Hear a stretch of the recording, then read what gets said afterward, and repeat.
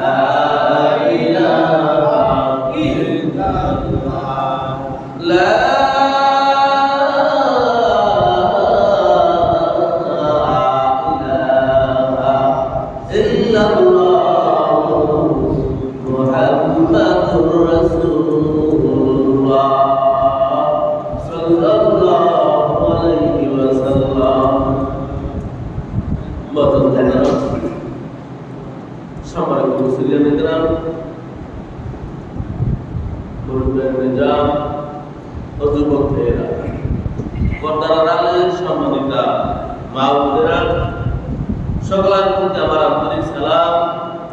আসসালামু আলাইকুম ওয়া রাহমাতুল্লাহি ওয়া বারাকাতুহু। ওয়া আলাইকুম আসসালাম ওয়া রাহমাতুল্লাহি। মহান আল্লাহ রব্বুল ইজ্জত ওয়া জালাল তার দরবারে লাখ শুকর ও সুজুদ যে আল্লাহ পাক রব্বুল আলামিন আমাদেরকে আজকের এই পবিত্র মাসের পবিত্র দিনে আল্লাহ পাক রব্বুল আলামিনের এক পবিত্র হুকুম, মহান হুকুম, পবিত্র জুমার নামাজ আদায় করার জন্য আল্লাহ পাক রব্বুল আলামিন আমাদেরকে সুস্থ রেখে তারপরে আসার সুযোগ করে দিয়েছেন। এজন্য সকলে পড়ে নেই আলহামদুলিল্লাহ। আলহামদুলিল্লাহ। সম্মানিত হাজির, আজকে খুতবার আলোচ্য বিষয় হয়েছে সুন্নতের দাবিদারি করা। রাসূল আরবি সাল্লাল্লাহু আলাইহি ওয়াসাল্লামের সুন্নাত সম্পর্কে। সম্মানিত ভাইরা, আমরা সকলে রাসূল আরবি সাল্লাল্লাহু আলাইহি ওয়াসাল্লামের উম্মত, ঠিক না? ঠিক। আমরা রাসূল আরবি সাল্লাল্লাহু আলাইহি ওয়াসাল্লামের উম্মত। এই উম্মতকে মৌখিক স্বীকৃতির মাধ্যমে না আমলের মাধ্যমে? আমলের মাধ্যমে হবে। আমলের মাধ্যমে কি হতে হবে? মিষ্টি আমরা যতই মুখে উচ্চারণ করি, এটার কি স্বাদ অনুভব করা সম্ভব? কোনদিন সম্ভব হবে? আপনি হাজারবার মিষ্টি উচ্চারণ করেন, কিন্তু মিষ্টির যে কোনো স্বাদ সেটা পাওয়া যাবে? পাওয়া যাবে। কিন্তু মিষ্টি আপনি একবার মুখে উচ্চারণ করেন নাই, কিন্তু আপনার হাতে দিলেও আপনি খাইলেন, মিষ্টির গুণাগুণ আপনি বুঝতে পারলেন না, কারণ নেই। এর মানে বোঝা গেল যে রাসূল আলাইহিস সালামের উম্মত মুখে স্বীকার করার চাইতে মূল হয়েছে কি কাজে পরিণত করা। এজন্য আজকের বিষয় হচ্ছে রাসূল আলাইহিস সালামের সুন্নতের তাবেদারি করা। সুন্নতের কি করা? ইত্তেবা করা, অনুসরণ করা। সম্মানিত ভাইরা, আল্লাহ পাক রব্বুল আলামিন কালামে হাকিমে ইরশাদ করেন, মা খালাকাতুল জিন্না ওয়াল ইনসা إلا ليعبدون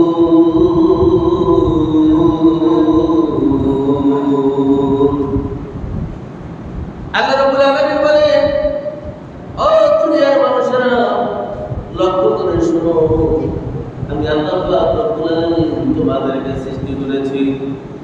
আমি মানুষ এবং জিনকে সৃষ্টি করেছি কেবলমাত্র শুধুমাত্র আমি আল্লাহ পাক রব্বুল আলামিনের গোলামি করবে, আমি আল্লাহ রাব্বুল আলামিনের দাসত্ব করবে, আমি আল্লাহ রাব্বুল আলামিনের হুকুম মতন চলবে। এই উদ্দেশ্যেই শুধুমাত্র আমি তাদেরকে সৃষ্টি করেছি, অন্য কোনো উদ্দেশ্যে আমি তাদেরকে সৃষ্টি করি না। আমাদের সৃষ্টির মূল উদ্দেশ্য কি?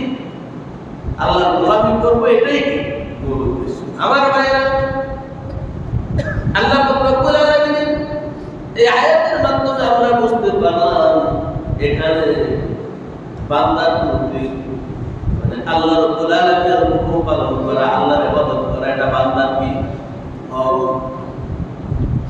আল্লাহর গোলামি করা, আল্লাহর ইবাদত করা, আল্লাহর বন্দী করাটা কি বান্দার হক। আল্লাহর প্রতি এটা বান্দার অধিকার। এটা কি আল্লাহর অধিকার, বান্দার মুক্তি। বান্দা কি করবে? আল্লাহকে গোলামি করবে, আল্লাহর ইবাদত করবে, আল্লাহকে রব বলে মনে প্রাণে স্বীকার করবে। এটা কি বান্দার কর্তব্য, আল্লাহর হক। এজন্য আল্লাহ সুবহানাহু ওয়া তাআলা অন্য জায়গায় বলেছেন, আল্লাহ সুবহানাহু ওয়া তাআলা ইরশাদ করেছেন, আমি তোমাদেরকে কেবলমাত্র শুধুমাত্র আমার বন্দেগীর জন্যই এই পৃথিবীতে তোমাদেরকে প্রেরণ করেছি। আমরা কি করবো? আল্লাহ তাআবুদু ইল্লা ইল্লাহ। আমরা কেবলমাত্র শুধুমাত্র আল্লাহর ইবাদত করব, আল্লাহর গোলামি করব। এটাই কি আমাদের কর্তব্য, আল্লাহর হক। আমার ভাইরা, বান্দার কর্তব্য যদি বান্দা পালন করে, আল্লাহর হক আদায় করে, আল্লাহ রাব্বুল আলামিনের একটা কর্তব্য বান্দার উপরে হয়ে যায়। বান্দা যদি আল্লাহর গোলামি করে, আল্লাহর ইবাদত বندگی করে, আল্লাহর গোলামি করে, আল্লাহর দাসত্ব করে, তাহলে আল্লাহ রাব্বুল আলামিনের একটা কর্তব্য হয়ে যায় বান্দাদের প্রতি। এটা হচ্ছে বান্দাদের হক। সেই হকটা কি? আল্লাহ রাব্বুল আলামিন তাদেরকে জান্নাতুল ফিরদাউস দান করবে। যদি আল্লাহর বান্দা আল্লাহর গোলামি করে, আল্লাহর হুকুম মানে, আল্লাহর পদ্ধতি অনুযায়ী যদি চলে, আল্লাহর হক হয়ে যায়, ওই বান্দা কি করা? জান্নাত। আল্লাহ রাব্বুল আলামিন বলেন, ইল্লাল্লাযীনা আমানু ওয়া আমিলুস সালিহাতি কানাত লাহুম জান্নাতুল ফিরদাউসি নুজুলা। বান্দা যদি আমি আল্লাহর গোলামি করে, আমি আল্লাহর ইবাদত বندگی করে, বান্দা যদি আমার উপরে ঈমান আনে এবং আমার গোলামি করে, আমার ইবাদত বندگی করে, তাহলে আমি তাদেরকে জান্নাতুল ফিরদাউস দান করব। এমন জান্নাত দান করব যার নিচ থেকে ঝর্ণা ধারা অবদান থাকবে। এমন জান্নাত দিব যে জান্নাতের নিচ থেকে কি ঝর্ণা ধারা অবদান থাকবে। সেখানে তারা কি সুখে শান্তিতে বসবাস করবে। আমার ভাইয়েরা, আমার বন্ধুরা, আমরা আল্লাহ রাব্বুল আলামিনের গোলামি করব, আল্লাহ রাব্বুল আলামিনের হুকুম মানব, আল্লাহ রাব্বুল আলামিনের ইবাদত বندگی করব। এজন্যই কি করেছেন? আল্লাহ আমাদেরকে সৃষ্টি করেছেন। এখন এই ইবাদতটা কোন পদ্ধতিতে করব? এই ইবাদতটা কোন সিস্টেমে করব? এই সিস্টেমটাকে শিখাই দেওয়ার জন্য আল্লাহ রাব্বুল আলামিন প্রিয় নবী মুহাম্মদুর রাসূলুল্লাহ সাল্লাল্লাহু আলাইহি ওয়াসাল্লামকে পাঠিয়েছে। এই ইবাদতটা কোন পদ্ধতিতে আমরা করব? কিভাবে করলে আল্লাহ খুশি হবেন? কোন পদ্ধতিতে করলে আল্লাহ আপনাকে আমাদের জান্নাত দিবেন, দুনিয়া এবং আখিরাতের সফলতা দিবেন? এই পদ্ধতিটা শিখিয়ে দেওয়ার জন্যই কি করেছেন? নবী এবং রাসূলদের এই পৃথিবীতে আগমন। আমার ভাইয়েরা, আমার বন্ধুরা, আমাদের নবী, প্যারা নবী রাসূল আলামিন সাল্লাল্লাহু আলাইহি ওয়াসাল্লাম এই পৃথিবীতে এসে প্র্যাকটিক্যালে এই ইবাদত আমাদেরকে শিখিয়ে দিয়েছেন না তাই না মৌখিক ভাবে খালি মৌখিক ভাবে না প্র্যাকটিক্যালে শিখিয়ে দিয়েছেন প্র্যাকটিক্যালে শিখিয়ে দিয়েছেন আল্লাহ রাব্বুল আলামিনের হক আল্লাহ রাব্বুল আলামিনের অর্ডার বান্দা কি করবে আল্লাহর ইবাদত করবে আল্লাহর গোলামি করবে এটা বান্দার কর্তব্য আমরা কালেমার ভিতরে বলি আশহাদু আল্লা ইলাহা ইল্লাল্লাহ ওয়া আশহাদু আন্না মুহাম্মাদান আবদুহু ওয়া রাসূলুহু এখানে কয়টা অংশ দুইটা অংশ আছে আল্লাহ রাব্বুল আলামিন আমাদেরকে শিখিয়ে দিয়েছেন ও দুনিয়ার মানুষেরা তোমরা সাক্ষী দাও তোমরা কি করো সাক্ষী প্রদান করো আশহাদু আল্লা ইলাহা ইল্লাল্লাহ আমি সাক্ষ্য দিতেছি যে আল্লাহ ছাড়া কোনো ইবাদতকারী নাই আল্লাহ ছাড়া কোনো সৃষ্টিকর্তা নাই আল্লাহ ছাড়া কোনো পালন করনেওয়ালা নাই আইনদাতা নাই বিধানদাতা নাই এই সাক্ষ্য কি করো তোমরা প্রদান করো এই সাক্ষী আমরা দিয়েছি না সাক্ষী দিয়েছি আমরা তাহলে এই সাক্ষী দেওয়ার মাধ্যমে আমরা আল্লাহর গোলামি করব আল্লাহর বন্দেগী করব আল্লাহর দাসত্ব করব আল্লাহকে আমরা রব বলে স্বীকার করব রব বলে মেনে নেব অন্য কাউকে আমরা রব বলে স্বীকার করব না আল্লাহর সাথে অন্য কাউকে আমরা শরীক করব না অংশীদার করব না পাশাপাশি আল্লাহ দ্বিতীয় বাক্য বলেছেন ওয়া আশহাদু আন্না মুহাম্মাদান আবদুহু ওয়া রাসূলুহু আর সাক্ষ্য দিতেছি যে মুহাম্মাদুর রাসূলুল্লাহ সাল্লাল্লাহু আলাইহি ওয়াসাল্লাম আল্লাহ রাব্বুল আলামিনের বান্দা এবং রাসূল মুহাম্মদ সাল্লাল্লাহু আলাইহি বান্দা আল্লাহর গোলাম এবং তার প্রেরিত রাসূল তার পছন্দের রাসূল এখানে কয়টা শব্দ দুইটা বিষয় এক হচ্ছে আল্লাহর গোলাম আর হচ্ছে আল্লাহর রাসূল আল্লাহ রাব্বুল আলামিনের গোলাম হওয়ার কারণে আল্লাহ রাব্বুল আলামিনের গোলামের কর্তব্য হচ্ছে তার গোলামি করা তার বন্দেগী করা তার দাসত্ব করা ঠিক কি না বলেন এই জন্য আপনার নবী আমার নবী আল্লাহ রাব্বুল আলামিন এমন গোলামি করেছেন এমন বন্দেগী করেছেন আল্লাহ রাব্বুল আলামিন খুশি হইয়া তাকে সকল নবীর সর্দার বানাইয়া দিলেন পৃথিবীর বুকে সবচেয়ে শ্রেষ্ঠ সকল মানুষের তো শ্রেষ্ঠই সকল নবীদেরও কি শ্রেষ্ঠ শুধু তাই নয় আল্লাহ পাক রব্বুল আলামিন তার হাবিবকে তার বান্দাকে আল্লাহ রাব্বুল আলামিন ঘোষণা দিয়েছেন হাবিবুল্লাহ আল্লাহ কি বন্ধু আল্লাহ আল্লাহর বন্ধু কে বলে দিয়েছেন আল্লাহ আমার বাইরে আমার বন্ধুরা এখানে আমার সূক্ষ্ম একটা বিষয় আমি আপনাদেরকে জানিয়ে দিতে চাই আপনারা খেয়াল করবেন এটা আপনাদের জন্য কাজে লাগবে রাসূল আরবি সাল্লাল্লাহু আলাইহি ওয়াসাল্লামকে আল্লাহ ঘোষণা দিয়েছেন তিনি আমার বান্দা এবং রাসূল মুহাম্মদ সাল্লাল্লাহু কি আল্লাহ বান্দা এবং রাসূল এখন একটু চিন্তা করেন রাসূল আরবি সাল্লাল্লাহু আলাইহি ওয়াসাল্লাম যখন এই পৃথিবীতে এসেছেন তখন সমাজটা কেমন ছিল বলেন হ্যাঁ ভালো ছিল না খারাপ ছিল কেমন খারাপ যার পরে আর কি খারাপ হতে পারে না যে সমাজটাকে আইজানে জাহিলিয়া বলা হতো মূর্খতা চূড়ান্ত পর্যায়ে পৌঁছে গিয়েছিল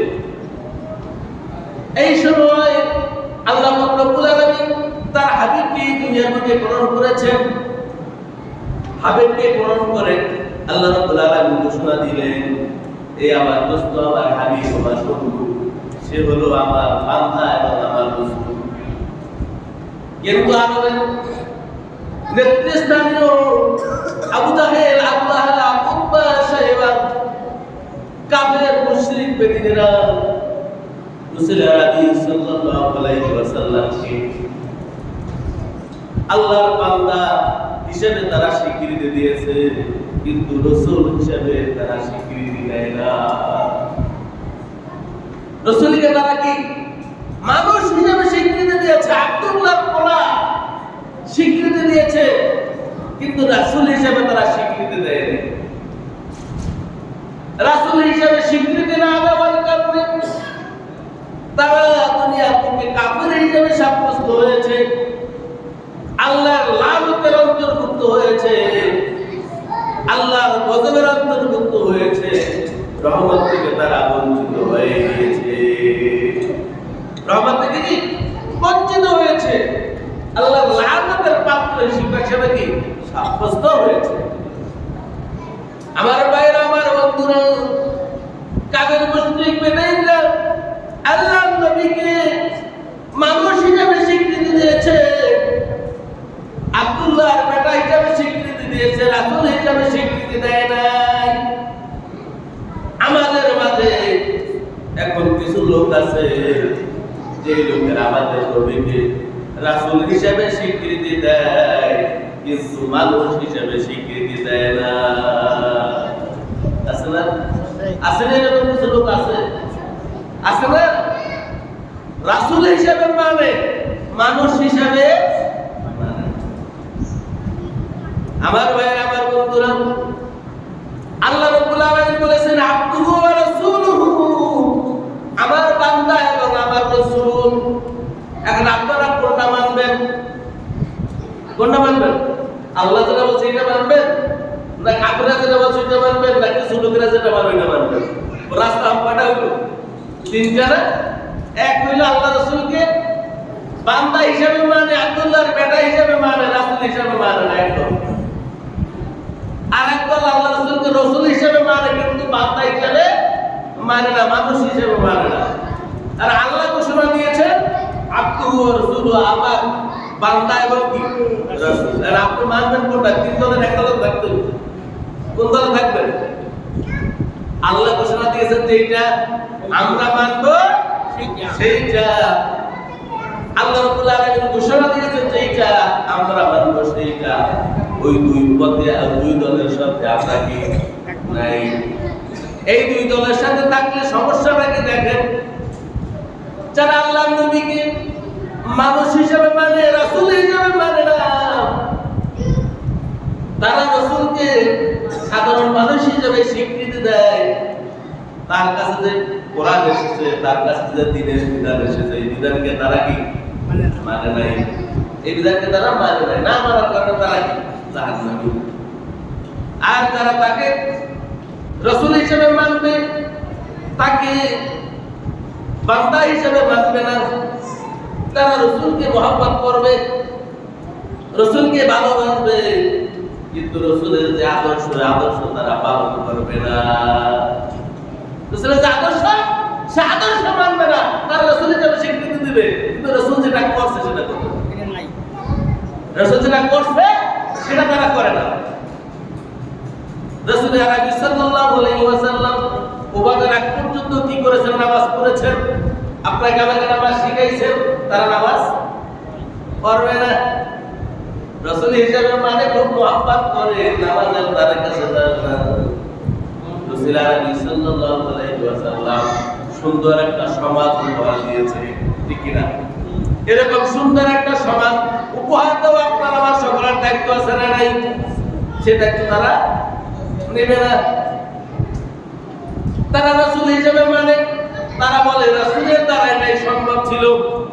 খারাপ যুগটাকে ভালো যুগ বানানোর ক্ষমতা রাসূলের কাছেই ছিল, যেহেতু সে আল্লাহর নবী, এটা আমাদের দ্বারা সম্ভব না। বলে না, বলে না, আছে না নাই? এখন আমরা আল্লাহ রাসূলকে রাসূল হিসেবেও মানি, বান্দা হিসেবেও মানি, যার কারণে রাসূল আরবি সাল্লাল্লাহু আলাইহি ওয়াসাল্লাম যেটা বলেছেন সেটাও কি আমরা মানি, এবং রাসূল আরবি সাল্লাল্লাহু আলাইহি ওয়াসাল্লাম যেটা করেছেন আমরা সেটাও করি। এইজন্য আল্লাহ রাব্বুল আলামিন বলেন, কুল ইন কুনতুম তুহিব্বুনাল্লাহ ফাত্তাবিউনি ইউহিব্বুকুমুল্লাহ। তোমরা যদি আল্লাহর মহব্বত পেতে চাও, আল্লাহর ভালোবাসা পেতে চাও, তাহলে কি করো? আমার রাসূলের ইত্তেবা অনুসরণ করো। তাহলে কি করতে হবে? রাসূলের ইত্তেবা, রাসূলের অনুসরণ, রাসূলের কথা কি করতে হবে? মানতে হবে। তার কাজ, তার অনুমোদন, তার কথা সব কিছু কি করতে হবে? মানতে হবে। এখন আপনি যদি বলেন রাসূলের দ্বারা সম্ভব হয়েছে, আমার দ্বারা সম্ভব হবে না, তাহলে কি অনুসরণ করা হলো? অনুসরণ করা হলো? হলো না। বন্ধু, আপনার আমার দ্বারা এরকম হুবহু সম্ভব হবে না, কিন্তু আপনাকে আমার ওভাবে চেষ্টা ফিকির করতে হবে, ওভাবে 100 ফিকির করতে হবে, চেষ্টা করতে হবে। কিন্তু আপনি যেটা পারেন নাই সেটা মাপছেন কার কাছে? আল্লাহ, আমি চেষ্টা করেছি কিন্তু পারি না। কিন্তু আপনি চেষ্টা করবেন না, আপনি বলবেন রাসূলের দ্বারা সম্ভব, আমার দ্বারা সম্ভব না।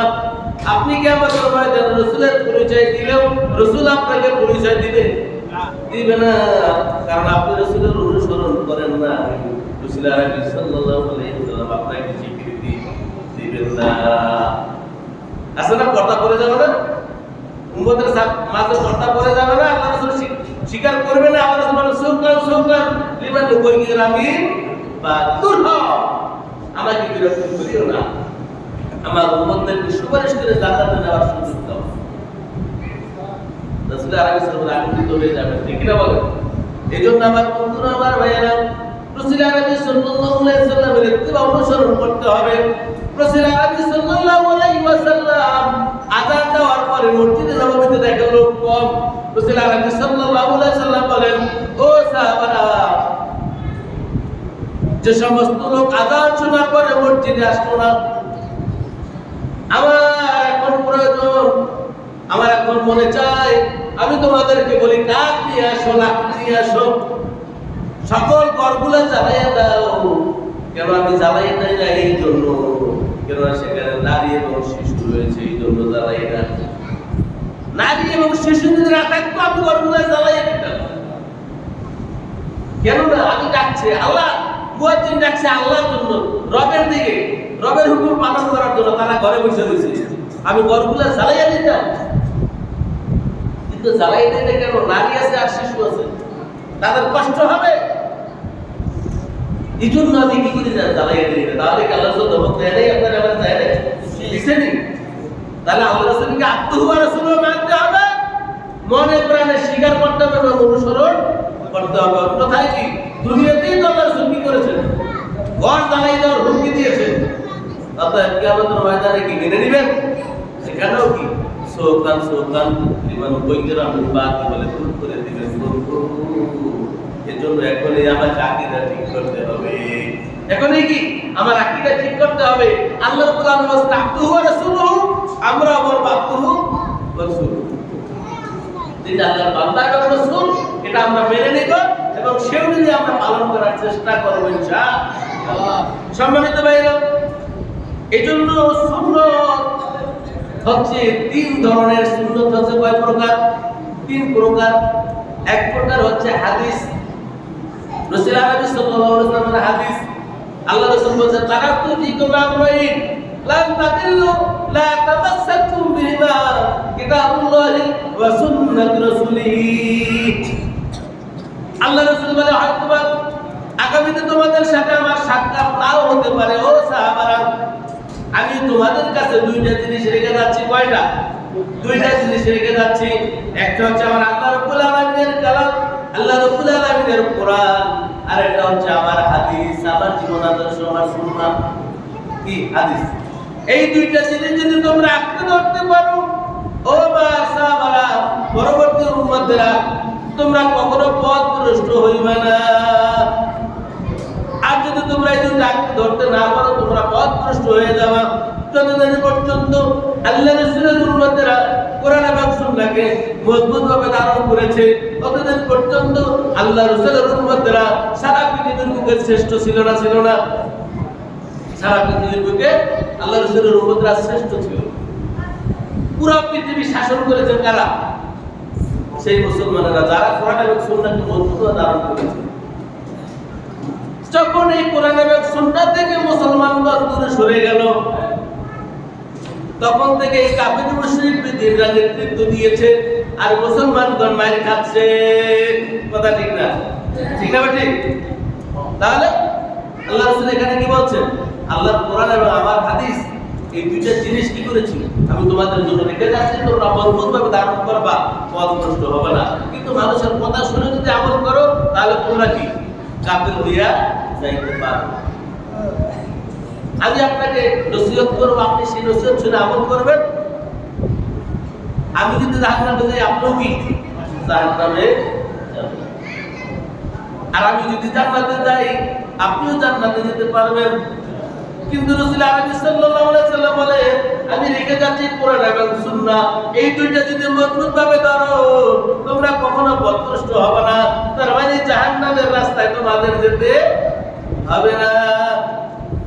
তাহলে সুন্নতের পরিবেশ হচ্ছে তিনটা। এক হচ্ছে কি রাসূলের হাদিস অনুসরণ করার মাধ্যমে, আল্লাহর কোরআন এবং রাসূলের হাদিস অনুসরণ করার মাধ্যমে।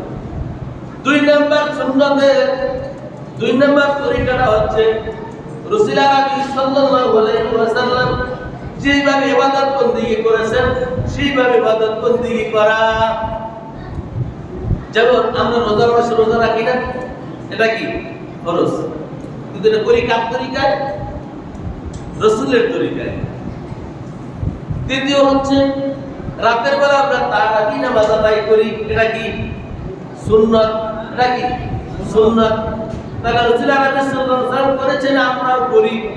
তাহলে এখানে রাসূল আরবি সাল্লাল্লাহু আলাইহি ওয়াসাল্লাম হুকুম মত বিধানগুলি পালন করা, তার মানে কি অনুসরণ করা। তাহলে সুন্নাতের এক পরিভাষা হচ্ছে হাদিস, দ্বিতীয় পরিভাষা হচ্ছে কি রাসূলের অনুসরণ করা, অর্থাৎ যে যেভাবে ইবাদত বندگی করেছে সেভাবে ইবাদত বندگی করা, সেভাবে কি গোলামি করা।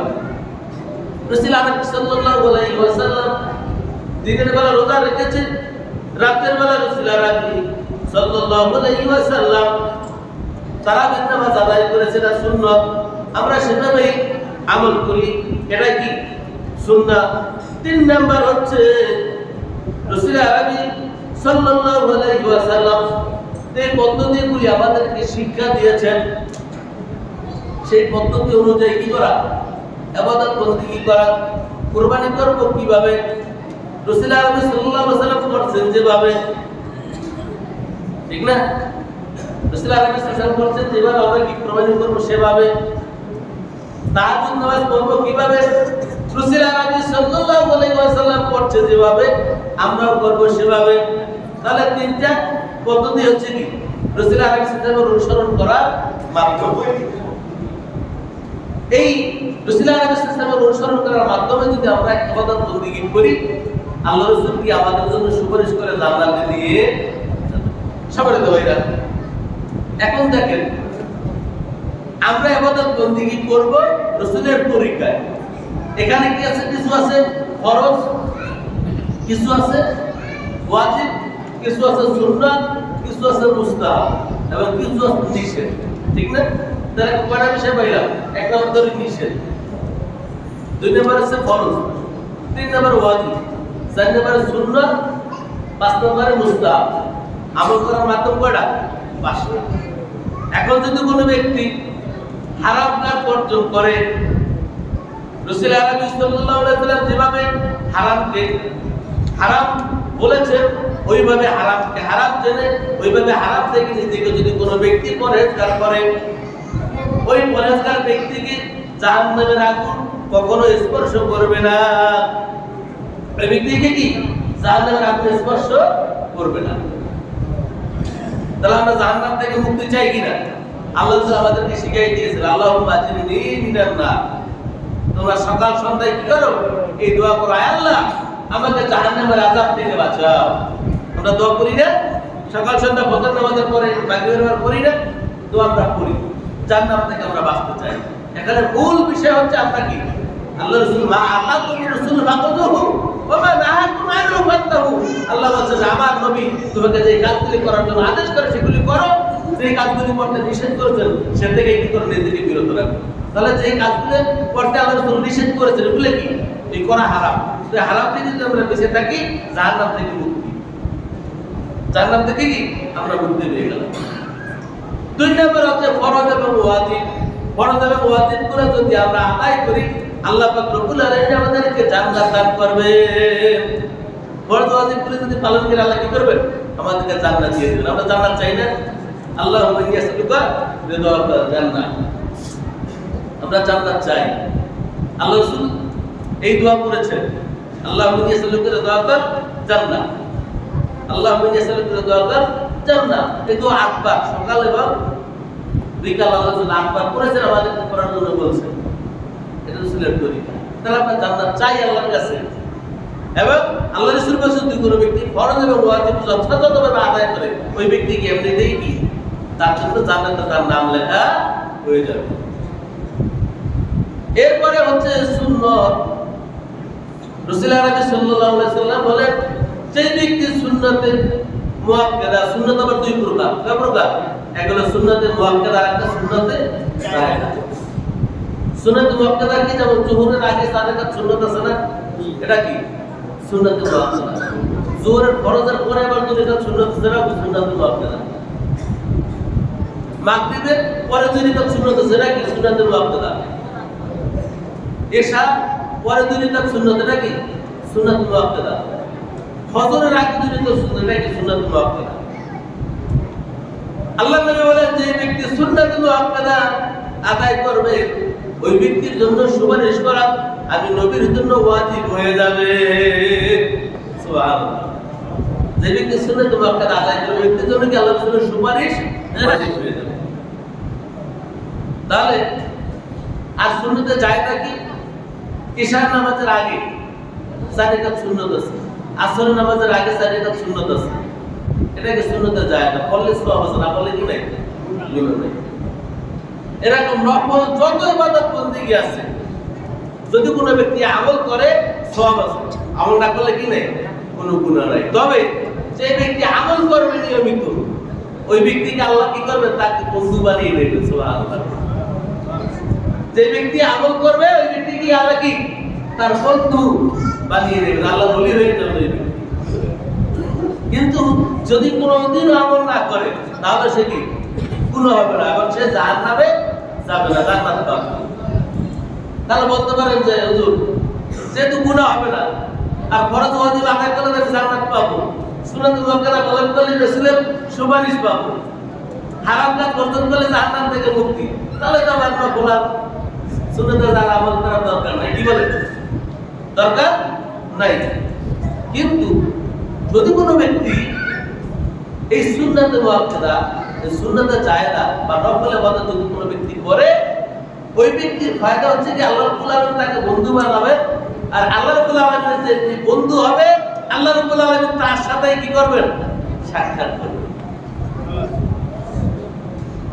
আমার ভাইরা, আমার বন্ধুরা, রাসূল আরবি সাল্লাল্লাহু আলাইহি ওয়াসাল্লাম বলে জান্নাতে আল্লাহ রাব্বুল আলামিন জান্নাতি ব্যক্তিদের জন্য অসংখ্য নাজ নিয়ামত রেখেছেন। জান্নাতি ব্যক্তি যখন জান্নাতে যাবে যার কারণে জান্নাতি ব্যক্তি খুশি হয়ে যাবে, জান্নাতের নিয়ামত ভোগ করবে আর খুশি সন্তুষ্ট থাকবে রবের প্রতি, আল্লাহর প্রতি তারা খুশি থাকবে। কিন্তু তাদের মনের ভিতরে একটু ব্যথা থাকবে, আরে যেই আল্লাহ রাব্বুল আলামিন এত সুন্দর নিয়ামত জান্নাত দান করলেন সেই আল্লাহকে কখন দেখবো? আল্লাহকে দেখার জন্য কি তার মনটা বেকুল থাকবে। কিন্তু যে ব্যক্তি এই সুন্নাতে জায়েদা নফল ইবাদত বেশি বেশি করবে আল্লাহ রাব্বুল আলামিন ওই ব্যক্তির সাথেই নিয়মিত সাক্ষাৎ করবে। তাহলে আপনি জান্নাত পাইলেন, জাহান্নাম থেকে মুক্তি পাইলেন, রাসূলের সুপারিশও পাইলেন, কিন্তু আল্লাহর সাক্ষাৎ পাইলেন না। সুখ আছে? সুখ আছে? নাই। যেমন ধরেন কোন ব্যক্তি বিবাহ করলো, বরযাত্রীতে সবাই গেল, 100-150 লোক গেল, বর গেল না, বিবাহ সম্পন্ন হইল, সবাই খাওয়ানো দিল, সবকিছু ঠিকঠাক হইল, বর না পাইলে কি বিবাহ পরিপূর্ণ হইল না? বিবাহ হইল, স্ত্রীকেও স্বামীর বাড়ি আনা হলো, স্বামীর বাড়ি আনার পরে স্বামীর বাড়ির চাবি স্ত্রীর হাতে বুঝাই দেওয়া হলো, বাড়িঘর সব তারে বুঝাই দেওয়া হলো, এই তোমার পাকের ঘর, এই তোমার গোসলের ঘর, এই তোমার থাকার ঘর, এই তোমার অতিথির ঘর, সব তারা ঠিকঠাক দেওয়া হলো। কিন্তু স্বামীর সাক্ষাৎ পাইল না। কি করে ওই ব্যক্তি খুশি না বেজার? কি বলেন? স্বামীর বাড়িও গেছে, স্বামীর সব অধিকার তারা দেওয়া হয়েছে, ঘরের চাবিও তার হাতে দিয়ে দেওয়া হলো, সবকিছু বুঝাই দেওয়া হলো, কিন্তু স্বামীর সাক্ষাৎ পায় না। তার মানে কি সে কিছুই পায় না? আমার ভাইয়ের, আমার বন্ধুরা, জান্নাতের ব্যক্তি জান্নাতে পাইলো, সব নাম নেমাত পাইলো, আল্লাহর সাক্ষাৎ পাইল না। তার মনটা কি? সে মনে হইল যেন কিছুই পায় না। এই জন্য বেশি বেশি নফল ইবাদত করার মাধ্যমে, সুন্নতে জায়েজ আমল করার মাধ্যমে আল্লাহর ওলি হয়ে যেতে হবে, আল্লাহর সাক্ষাৎ জান্নাতে পাওয়ার জন্য। আল্লাহ রাব্বুল আলামিন আমাদেরকে রাসূল আরবি সাল্লাল্লাহু আলাইহি ওয়াসাল্লামের তরিকা অনুযায়ী বেশি বেশি নেক আমল করে আল্লাহ রাব্বুল আলামিন আমাদের সবাইকে জান্নাত নসিব করার তৌফিক দান করুন। সকলে বলি আমিন। ওয়া মা তাওফীক ইল্লা বিল্লাহ। আসসালামু আলাইকুম ওয়া রাহমাতুল্লাহি ওয়া বারাকাতুহু। ভাই যারা সুন্নাত করে নাই